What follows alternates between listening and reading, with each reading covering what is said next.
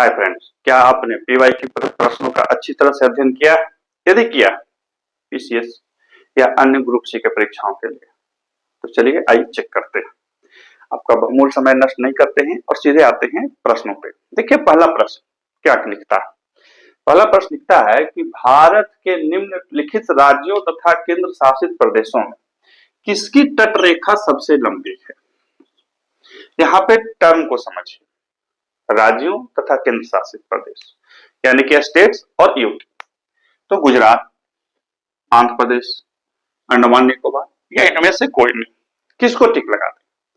देखिए यदि राज्य रहेगा तब तो आपको गुजरात को लगा देना है, लेकिन यदि केंद्र शासित प्रदेश रहे तो सीधा सीधा अंडमान निकोबार पर लगा लेना है। ये कॉमन सेंस का चीज है, तो चारों तरफ से पानी से घिरा हुआ है तो उसकी तटरेखा सबसे ज्यादा होगी।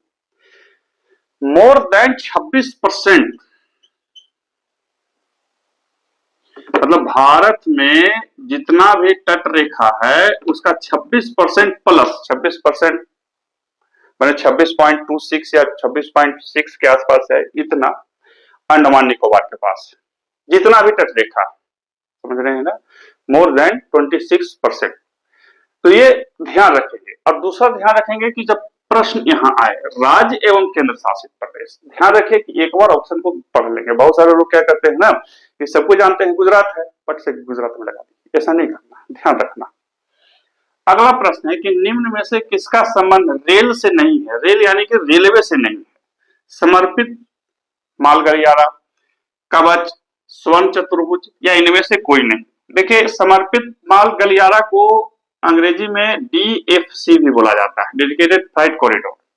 यहाँ पे मालगाड़ियां चलती हैं पूर्ण स्पीड से और मालगाड़ियों को ही चलाया जाता है, तवज्जो दिया जाता है। कवच एक सुरक्षा प्रणाली है जो ट्रेनों को कोलिजन से रोकता है।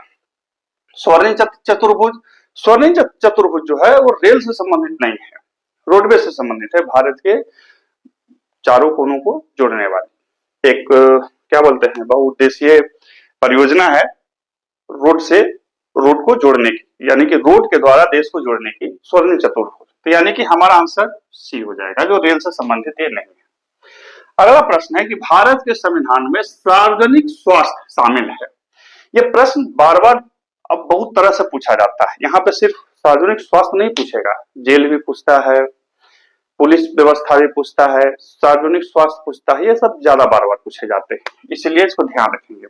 भारत के संविधान में सार्वजनिक स्वास्थ्य शामिल है, संघ सूची में, राज्य सूची में, समवर्ती सूची में या इनमें से कोई नहीं। क्या टिक लगाएं? तो भैया ये राज्य सूची में। किस सूची में है? राज्य सूची में। आपको पता है कि संविधान में 3 प्रकार का सूची है, संघ सूची, राज्य सूची और समवर्ती सूची। संघ सूची के मामलों में संघ कानून बनाएगा, वो देखेगा। राज्य सूची के मामलों में राज्य कानून बनाएंगे और वो देखेंगे। और समवर्ती सूची में राज्य और संघ दोनों कानून बनाएंगे। यदि किसी कानून पर दोनों में दिक्कत होता है या टकराहट होती है तो संघ के कानून को मान्यता प्रदान की जाएगी। संघ सूची पे कभी राज्य कोई हस्तक्षेप नहीं करेगा और राज्य सूची के मामलों में कभी केंद्र कानून नहीं बनाएगा, सामान्य परिस्थितियों में। चलिए अगला प्रश्न है इतिहास से। एनी बेसेंट द्वारा प्रारंभ किया गया स्वराज शासन आंदोलन का लक्ष्य क्या था? ये तो पढ़े होंगे, एनी बेसेंट स्वराज शासन चलाई थी। उसका लक्ष्य क्या था? विदेशी वस्तुओं का त्याग, भारत की जनता को पढ़ाना, भारत के लिए स्वशासन प्राप्त करना या प्रशासन में ब्रिटिश एकाधिकार का विरोध करना। ये थोड़ा सा टेक्निकल प्रश्न है, इसको ध्यान रखेंगे। हम जैसे ही वहां स्वराज पढ़ेंगे और फिर यहाँ स्वशासन को होगा तो हम टिक मार देंगे, परीक्षा में गलत हो जाएगा, ये नहीं होगा।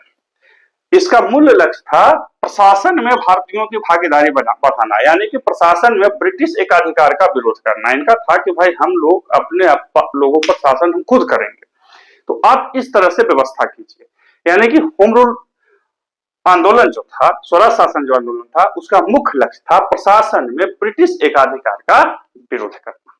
बस समझ रहे हैं ना, ब्रिटिश एकाधिकार का विरोध करना।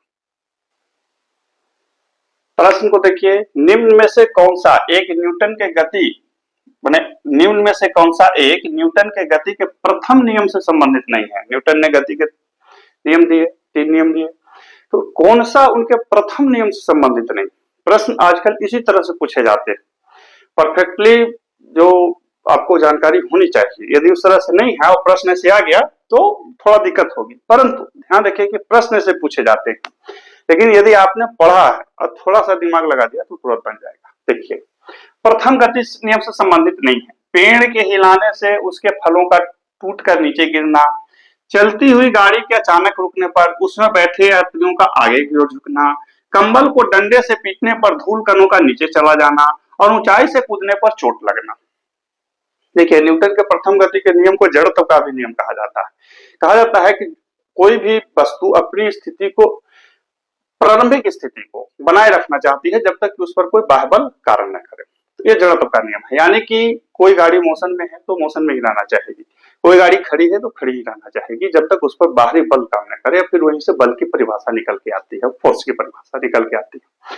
तो बल वह भौतिक कारक है जो किसी भी वस्तु की स्थिति में परिवर्तन कर देता है। ये हमने 10वीं की किताबों में, 9वीं की किताबों में पढ़ रखा था। बिल्कुल बिहार सरकार की किताबों में इतनी ही सिंपल परिभाषा भी थी और साफ साफ समझ में आ भी जाता था कि क्या है। यहाँ पे देखिए, किन 3 ऑप्शन से आपको ये लग रहा है कि कोई भी वस्तु अपने प्रारंभिक स्थिति को बनाए रखना चाहती है। तो पेड़ के हिलाने से उसके फलों का टूट कर नीचे गिरना, यानी कि पेड़ को जब तक नहीं हिलाएंगे तब तक वो नहीं गिरेगा, उस पर बाहरी फोर्स काम नहीं कर रहा है तो रहेगा भी नहीं। तो जड़त्व के नियम को है, तो यानी कि ये काम कर रहा है। दूसरा भी सेम चीज को है, अलग मॉडल में। तीसरा भी सेम चीज है, अलग मॉडल में, सॉरी मॉडल नहीं मॉडल में है। ये नहीं है, ये न्यूटन के तृतीय गति नियम से संबंधित है। ये सेम चीज है, इतना विज्ञान पढ़ाने की जरूरत नहीं है। यहाँ पे ये अलग है, ये न्यूटन के तृतीय गति नियम से संबंधित है। जब आप ऊंचाई से कूदते हैं तो आपका बल के विपरीत धरती पर जो होता है वो बल लग जाता है। आपका हड्डी जो है उन दोनों बलों के संयुक्त बल को झेल नहीं पाता है, टूट जाता है। बस समझ रहे हैं ना, इतना ही है। आपकी हड्डियां, आपके मांसपेशियां, आपका शरीर जो है उन संयुक्त बल को झेल नहीं पाता है तो टूट जाता है। कोई भी टूटेगा, पत्थर भी टूट जाता है। तो ये तृतीय गति नियम से संबंधित है, बाकी प्रथम गति नियम से संबंधित है। तो नियम कौन नहीं आएगा? डी नहीं आएगा। अब आपके लिए आपने अपने आज 5 क्षेत्रों के प्रश्न को देखा, बड़ा सिंपल था। आपने 50-50 एमसीक्यू वाले वीडियो देखे होंगे, 70-70, 100-100 एमसीक्यू वाले वीडियो देखे होंगे। आपने देखा होगा 10 मिनट में 100 एमसीक्यू। समस्या वो नहीं है कि आप कितना बना पाते हैं, समस्या यह है कि आप कितना सीख पाते हैं। अब आपके लिए ये मैंने 5 सिर्फ इसलिए रखे कि आप इन 5 क्षेत्रों को आज पुनः देख सके। यदि आपने इस वीडियो को देखा और इन 5 क्षेत्रों पर जाएं और उनमें से क्या नहीं आता, इसके बारे में आप परफेक्ट नहीं जानते थे, मान के चलिए कि आपने होम रूल आंदोलन के बारे में नहीं जाना, जाइए स्पेक्ट्रम जैसे किताब को निकालिए, देखिए, एक बार पढ़ के देखिए, कुछ खुद से नोट्स बनाइए, अगली बार देखिए बन जाएगा। न्यूटन के नियम को नहीं जानते थे या न्यूटन के नियम में कंफ्यूजन था या अभी भी है, तो जाके उसको रेक्टिफाई कीजिए, खुद कीजिए।